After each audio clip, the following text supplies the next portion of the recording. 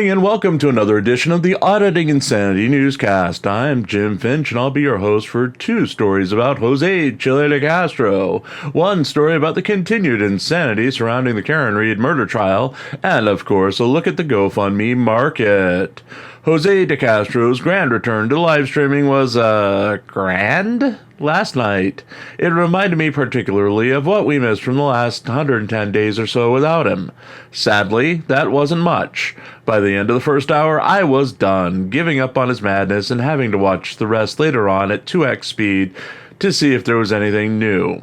No spoilers here, but there wasn't. That's the world of Chille DeCastro. Don't got more for you other than that as we jump into the world of GoFundMe. Have fun, kids. Bring a life preserver. GoFundMe, DeCastro's grand return. In a surprise move, Jose Chille DeCastro announced a new GoFundMe campaign during his first live stream back after being released from being wrongly incarcerated in the Clark County, Nevada Detention Center. The Justice for All legal battle for accountability fund dominated the take on Sunday, reaching 4% of its $100,000 goal in a matter of hours, with a total take for the day of $3,621. As expected, DeCastro's own GoFundMe accounts benefited from the announcement of his new campaign. With his lawyer fund only, all dollars go to Lawyers Fund, getting a $100 boost for the day, bringing it to 83% completion, and his legal fund, Donation Fund, Help People Fund, getting a $20 boost, bringing that one to a 77% completion rate. DeCastro's Legal Defense Fund, Crime Scene Tape, Illegal Arrest Campaign, took in no donations, and remains at 8% complete. As DeCastro goes, so does the market, with a random $5 donation to Sean Paul Long Island Audits Rios' Fund Legal Defense Against Unlawful Arrest campaign, bringing it to an 82% completion rate. That fund stands at $16,326 out of a $20,000 goal. DeCastro promised during his return live stream that for every dollar pledged to his new campaign, he will match the donations and will spend that money on a massive party in Las Vegas, Nevada once he receives a seven-figure settlement from the state of Nevada following planned lawsuits against Justice of the Peace Ann Zimmerman, Officer Brandon Bork of the Las Vegas Metro Police Department, Deputy District Attorney Agnes Botello, the state of Nevada, Clark County, Nevada, random guards at the Clark County Detention Center who he doesn't like, Judge Michelle Levitt, and of course the Las Vegas Metro Police Department. The YouTuber claimed that he would rent hotel rooms in Las Vegas for everyone who supports his GoFundMe campaign in the eventual party, and will be personally thanking every donor from all of his crowdsourcing campaigns during his time in jail. Displaying the power of crowdsourcing, DeCastro cited his campaigns as the reason he did not lose his car, his office, and his livelihood during the time in the detention center. DeCastro earned $49,887 from his three known GoFundMe campaigns during his incarceration, despite claiming expenditures over $77,000 for his legal expenses. No mention was made of YouTubers Wanda Meese or Garrett Press with Ranker Van Nett, who DeCastro had previously pledged to fully fund their legal fees through crowdfunding. Despite DeCastro's massive take on Sunday, with $3,621 earned during his live stream and not reflecting the thousands of dollars made in super chats and super stickers during the event, the nagging feeling remains that DeCastro did not strike when the iron was hot and cost himself money. Waiting several days for his first live stream may have appeased his ego, as he needed to work out, get a haircut, and get his front tooth fixed. These things could have been accomplished in a day and still brought him in a bigger take from the crowdfunding donations if he had gone live closer to his release.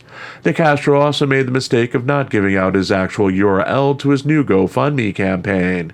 He displayed the page of the campaign during the live stream, did not provide the URL. Keen observers had to search GoFundMe to find it, which again cost the YouTuber precious donations from a rookie mistake that we've been repeating he needed to address for months now. From here, it will be interesting to see what the fund does.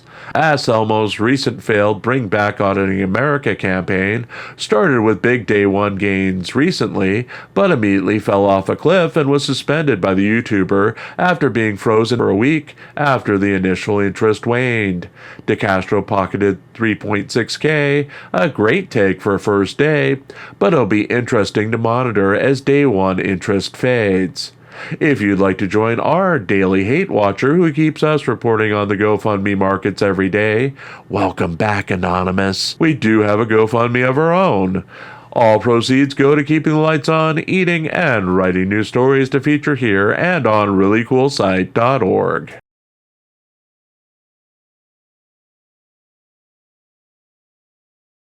The return of Jose Chille DeCastro again. Jose Chille DeCastro promised lawsuits retribution at a massive party in Las Vegas on Sunday during his first live stream back after being released from the Clark County Detention Center. DeCastro promised lawsuits against Justice of the Peace Ann Zimmerman, Officer Brendan Bork of the Las Vegas Metro Police Department, Deputy District Attorney Agnes Bothello, the state of Nevada, Clark County, Nevada, random guards in the Clark County Detention Center who he doesn't like, Judge Michelle Levitt, and of course the Las Vegas Police Department during the live stream. At least one lawsuit will be filed in federal court, with DeCastro alluding that the lawsuit will include charges of malicious prosecution, inhumane treatment, cruel and unusual punishment, perjury, depriving his family from entering a courtroom, torture, keeping him from having a book and pencil while being in the hole, putting him on extended lockdown for standing up and grabbing a book from a library cart while on lockdown, and putting him in the hole for live streaming while on the phone from the Clark County Detention Center. DeCastro announced a new GoFundMe campaign, the Justice for All Legal Battle for Accountability Fund, which took in $3,621 overnight. The YouTuber promised for every dollar taken in the campaign, which has a $100,000 goal, he will expend the same amount on a party in Las Vegas after receiving a seven-figure settlement from the state of Nevada. DeCastro looked bloated in his first video back from detainment and complained about conditions in the jail impacting his blood pressure as he was unable to get 30 minutes to an hour of physical activity he claimed his body needed per day to fight his high blood pressure. After his blood pressure routinely spiked to 200 over 110, he was placed on blood pressure medicine while in the detention center. He claimed that he was told by guards that they did not care about his physical health during his time in the detention center and that his weight bloated up, as all he did during the time in jail was eat foods provided by care packages, talk on the phone, and stay in his bunk for lockdown, promising retribution for his enemies, and threatened to buy targeted Facebook ads which he would run against Justice of the Peace Ann Zimmerman. The ads would run in the zip code where she lived and would feature 8, 15, and 30-second commercials denouncing her treatment of him at the trial. The YouTuber promised that he would focus on Zimmerman, arresting Officer Bork and the prosecutor in the case for the rest of his life, with a never-ending barrage of civil lawsuits to extract his punishment for their role in his incarceration. DeCastro's livestream, which was run using YouTube standard format and not the new vertical format, had 3,700 likes to 222 comments and saw an observed peak of 1,900 viewers during the live stream. Mysteriously, the livestream had jumped from 29,025 viewers to 31,376 views in under an hour and a half of early morning observation, continuing the pattern of Sunday night live streams on his channel that did unusually large viewing numbers long after the event was over, as shown by previous live streams by attorney Michael Eline on his channel. Even with the large viewership, the 31,376 views only represented 5% of DeCastro's total YouTube subscriber base, which pales in comparison to the observed percentages of subscriber activity when compared to others in the auditing field, with rival Sean Paul Long Island Audits Riaz known to surpass DeCastro's live viewing and post-event percentages of his subscriber views. DeCastro's 31K also could not match Eline's most recent vertical format livestream on DeCastro's own channel, which currently stands at 171,000 viewers, or 29% of DeCastro's subscribers. That percentage is notable as Eline's overall subscriber base and user interest is just a fraction of DeCastro's, yet he can outdraw DeCastro on his own channel by a huge margin. The YouTuber promised that he would be reducing his workload from 16 hours a day to 10 hours a day and would be spending more time with his dog and his family now that jail time has taught him how precious life is. DeCastro has no scheduled follow-up live streams as of press time.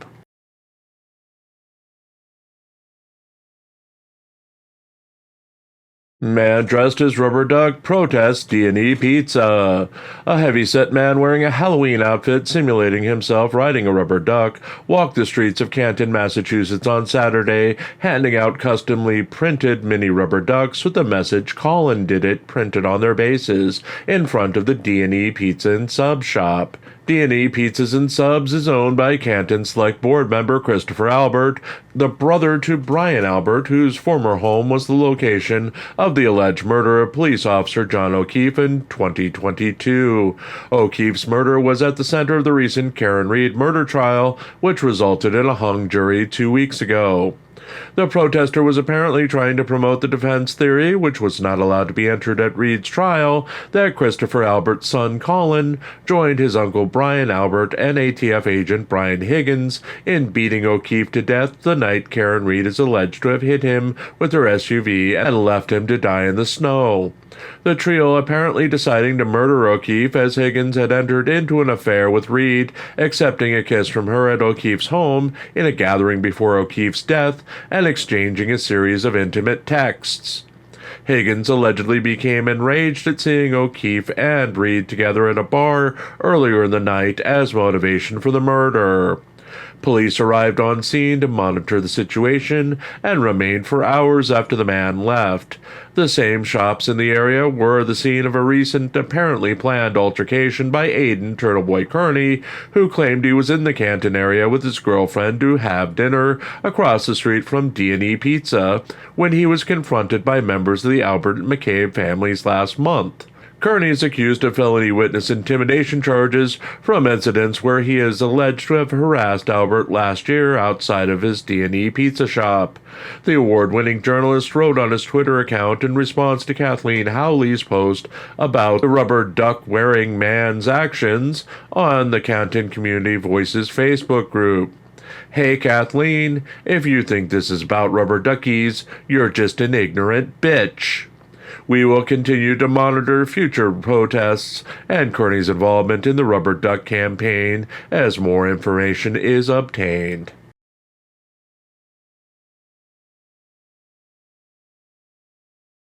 Flashback to July 15th, 2023, Serio's lackluster Saturday morning.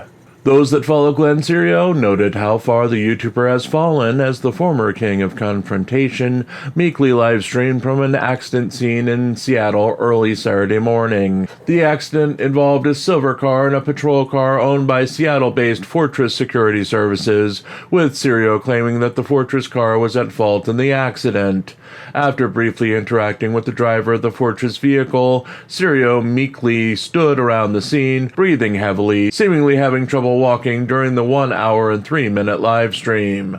Other than remembering to occasionally mock the trolls, who he stated were angry that I beat all the charges, Serio was abnormally understated, especially when compared to the rage-driven Serio of the past that viewers are used to seeing. Standing meekly on the side of the road and quietly interacting with a police officer that he wouldn't think twice about challenging to a fight in the past, observers noted that Serio's audit was understated at best and mind-numbingly boring at worst. The YouTuber offered good views on the scene, but Serio's video failed as an actual audit, as Serio took no moves to challenge authority or stand up for his First Amendment rights. Serio celebrated his interaction by again claiming that the trolls, who he earlier admitted were probably asleep at 6 a.m. Seattle time, would be extremely upset that he beat his charges before ending the stream.